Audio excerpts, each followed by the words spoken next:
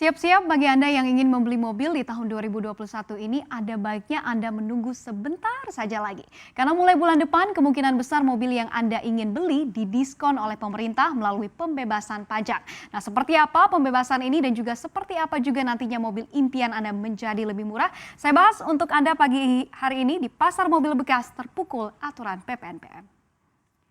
Ya, yang pertama kita lihat dulu tarik ulur dari pembebasan dari pajak barang mewah atau PPNBM ini. Di mana usulan pembebasan ini dimulai yaitu pada 14 September 2020 yang diusulkan oleh Kementerian Perindustrian terkait dengan sektor otomotif yang kita ketahui sangat terpukul sekali di tengah pandemi ini, dan ini merupakan menjadi salah satu insentif yang diusulkan oleh Kementerian Perindustrian. Lalu kemudian kita lihat di 22 September 2020 tidak lama setelahnya akhirnya terkait dengan pembebasan PPNBM ini dibahas di DPR dan juga dipertanyakan oleh DPR ketika itu. Namun penolakan terjadi kira-kira 1 bulan begitu ya setelah hal ini dibahas di DPR, di mana ternyata pembebasan dari PPNBM ini ditolak oleh Kementerian Keuangan kita, yaitu Sri Mulyani, yang kita juga ketahui bahwa penerimaan pajak di negara kita di tengah pandemi ini sangat berkurang drastis, dan oleh itu kebijakan ini akhirnya ditolak oleh Menteri Keuangan. Dan akhirnya kita ketahui tadi juga sudah kita bacakan bersama bahwa akhirnya diputuskan oleh Presiden Joko Widodo bahwa free PPNBM ini akan dilakukan oleh pemerintah secara bertahap. Adapun kalau kita lihat ciri-ciri dari mobil yang akan dibebaskan pajaknya, ini adalah kalau kita lihat begitu ya, ini adalah untuk mobil dengan kapasitas mesin di bawah 1.500 cc, dan juga untuk kategorinya sendiri ini adalah untuk sedan dan juga mobil 4x2. Jadi kalau kita berbicara 4x4 seperti Toyota Hilux dan juga ada Ford Ranger begitu ya, ini tidak termasuk ke dalam kategori 4x2 ini. Lalu kemudian dengan adanya penghapusan dari PPNBM ini, pemerintah memproyeksikan bahwa peningkatan produksi, karena kita ketahui juga tidak hanya penjualan saja yang terpukul akibat dari pandemi ini, tapi ternyata produksi mobil juga demikian. Nah, lantas dengan adanya pembebasan dari pajak barang mewah ini, diproyeksi oleh pemerintah akan ada terjadi peningkatan dari produksi sendiri mencapai 81.752 unit pada tahun 2021 ini. Lalu kemudian untuk potensi pemasukan negara sendiri dengan bertambahnya dari produksi sebesar 81.000 ini adalah sekitar 1,4 triliun rupiah. Nah, lantas pertanyaan selanjutnya adalah dengan dibebaskannya pajak pertambahan nilai barang mewah ini yang ada di kisaran 10 hingga 125% ini juga mungkin membuat kita bertanya-tanya juga ketika kita membeli mobil, apa saja komponen-komponen yang ada di dalam harga on the road dari mobil tersebut. Kita lihat di slide berikutnya. Ya, berikut kami paparkan untuk Anda. Mungkin Anda juga tahu kalau Anda membeli mobil di luar negeri, mobil mewah juga seperti Mercedes dan juga BMW dan juga sebagainya, harganya akan jauh lebih murah di luar sana ketimbang di negara kita sendiri. Karena setidaknya di sini ada 4 komponen yang harus Anda bayarkan ketika Anda membeli mobil di Indonesia. Kita lihat untuk yang pertama ini adalah PPN begitu ya, yang pasti yaitu pajak pertambahan nilai sendiri, yaitu 10% dari harga mobil tersebut. Lalu kemudian di sini ada PPNBM begitu ya, sebelum adanya aturan ini adalah sebesar 10 hingga 125% dari harga mobil tersebut. Jadi tidak asing begitu ya kalau mobil-mobil mewah seperti yang saya sebutkan tadi, ada Mercedes, BMW, Audi dan sebagainya. Kalau di negara kita ini harganya jauh lebih murah karena ini masuk kategorinya dalam barang mewah dan juga terkena dari PPNBM ini. Lalu kemudian kita lihat untuk pajak kendaraan bermotor sendiri ini ada di kisaran 2%, dan yang keempat ini ada bea balik nama yang juga tidak murah ternyata begitu ya, 10 hingga 12,5% dari harga mobil tersebut. Nah, namun seperti yang saya katakan, Menkyu Sri Mulyani ini sempat menolak ya terkait dengan aturan dan juga pembebasan ini, dan akhirnya Kemenperin mencari jalan tengah di sini, yakni pembebasan ini dilakukan tidak secara langsung begitu ya, tapi secara bertahap. Di mana kita ketahui untuk tahap pertama yaitu di Maret hingga Mei ini adalah 100% dari pembebasannya. Jadi untuk PPNBM sendiri ini ditiadakan sama sekali untuk Maret hingga Mei. Namun di tahap kedua yaitu dari Juni hingga Agustus pajak PPNBM ini akan diberlakukan namun hanya 50%, dan juga untuk tahap ketiga PPNBM ini diberlakukan tapi di 25% saja untuk diskonnya dari September hingga November, dan katanya Kemenperin juga mengatakan bahwa kebijakan ini akan dievaluasi setiap 3 bulan sejak ia berlangsung nantinya begitu ya.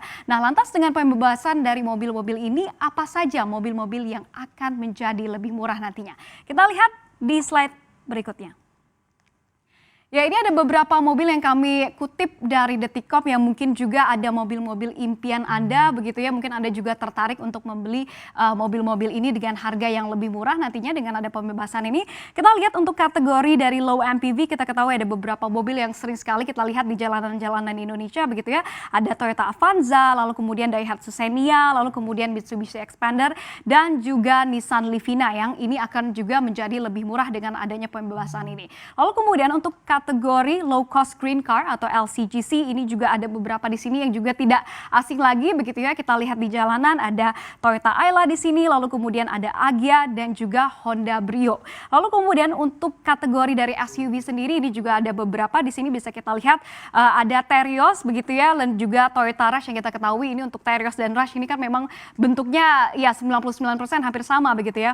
Lalu kemudian ada juga untuk Honda BR-V dan juga untuk sedan sendiri ini ada Toyota Vios yang harganya sekali lagi saya tekankan untuk Anda harganya akan didiskon dengan adanya penurunan ini. Dan juga kita ketahui dengan diskon atau penurunan ini jugalah pemerintah khususnya Kemenperin berharap bahwa kebijakan ini akan mendongkrak sektor otomotif kita yang kita ketahui sangat-sangat terpukul sekali akibat dari pandemi ini.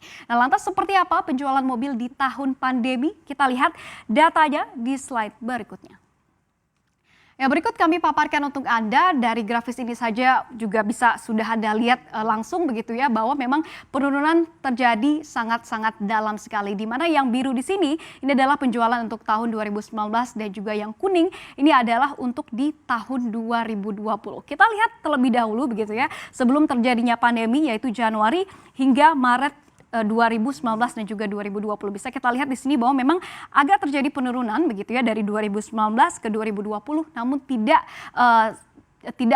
banyak atau tidak signifikan begitu ya misalnya dari 82,2 ribu unit menjadi 80.000,4 unit dan ini berlangsung sekitar 3 bulan bisa kita lihat ini adalah sebelum terjadinya pandemi. Lalu kita lihat dari kita ketahui pandemi melanda di pertengahan Maret begitu ya saat itu bisa kita lihat di sini bahwa untuk April, Mei, Juni, Juli, Agustus, September, Oktober, November ini angkanya semua terkontraksi sangat-sangat dalam sekali. Kita lihat untuk di April 2019 penjualan ketika itu adalah di 84.100 unit begitu ya. Namun di April untuk di tahun 2020 angka ini hanya ada di 7.900 unit saja. Dan juga demikian kita lihat di Mei-nya ini bahkan lebih terpuruk lagi dari 84.100 kendaraan juga unit kendaraan ini hanya menjadi 3.600 unit kendaraan saja. Dan ini berlangsung bisa kita lihat ini yang sangat terpuruknya yaitu di April, Mei hingga Juni. Lalu kemudian kita lihat juga untuk Juli, Agustus, September ini memang terjadi peningkatan tapi masih sangat jauh sekali kalau kita bandingkan dengan capaian di tahun 2019 lalu. Jadi bisa kita lihat di sini bahwa betapa terpuruknya kinerja dari sektor otomotif ini sampai-sampai pajaknya pun harus dihapus untuk mengenjot penjualan dan juga agar masyarakat terus melakukan yang namanya spending karena ingat bahwa 60% penggerak ekonomi kita ini adalah konsumsi dari kita masyarakat negara ini. Nah, lantas pertanyaan selanjutnya di tengah pandemi ini pabrikan mobil mana sih yang masih menjuarai pangsa pasar negara kita? Kita lihat juga datanya di slide berikutnya. Ya, kita lihat ini ada nama-nama yang mungkin tidak asing lagi begitu ya bagi kalian semua pemirsa CNBC Indonesia karena memang di negara kita penguasa dari pangsa kendaraan ini adalah lo lagi di mana posisi pertama selama puluhan tahun lamanya begitu ya atau dekade lamanya ini ada yang namanya Toyota yaitu pabrikan dari asal Jepang di mana untuk tahun 2019 lalu begitu ya kita lihat untuk penjualan dari unit dari Toyota saja ini mencapai 182.665 unit atau ini adalah sebesar 31,6% dari total penjualan mobil yang ada di negara kita yaitu dari Toyota. Lalu kemudian kita lihat yang kedua begitu ya ternyata ini ada Daihatsu di sini dengan pangsa pasar sekitar 17,1% dan penjualan mencapai 90.724 unit pada tahun 2020 lalu. Lalu kemudian di posisi ketiga dari penguasa pangsa pasar kita bisa kita lihat ada Honda di sini dengan 13,5 dan penjualan mencapai 79.451 unit. Dan di posisi keempat ini ada sekali lagi pabrikan asal Jepang yaitu Suzuki dengan penjualan mencapai 12,5% begitu ya dari total pangsa pasarnya, dan penjualan mencapai 72.389 unit. Dan di posisi kelima ini juga lagi-lagi ada pabrikan asal Jepang lagi yaitu Mitsubishi dengan penjualan 54.768 dan dengan pangsa pasar mencapai 12,4%. Dan secara total bisa kita lihat juga di sini secara overallnya begitu ya, untuk penjualan mobil di 2019 ini adalah sebesar 1,3 juta unit begitu ya. Sementara untuk penjualan mobil di 2020 di tahun pandemi ini hanya setengah dari capaian di tahun 2019 yaitu di 532 ribuan unit di tahun 2020. Jadi berikut ini adalah gambaran seperti apa kinerja dari sektor otomotif kita di tengah pandemi yang membuat pemerintah memutar otak mencari cara agar sektor ini tidak terpuruk. Karena memang kita ketahui sektor ini mempunyai banyak sekali sektor turunan yang bergantung kepadanya. Namun mampukah insentif atau kebijakan ini mendongkrak penjualan kendaraan di tengah daya beli masyarakat dan juga kondisi ekonomi masyarakat yang juga tidak kalah terpuruk? Kita nantikan keampuhan dari pembebasan pajak ini bersama.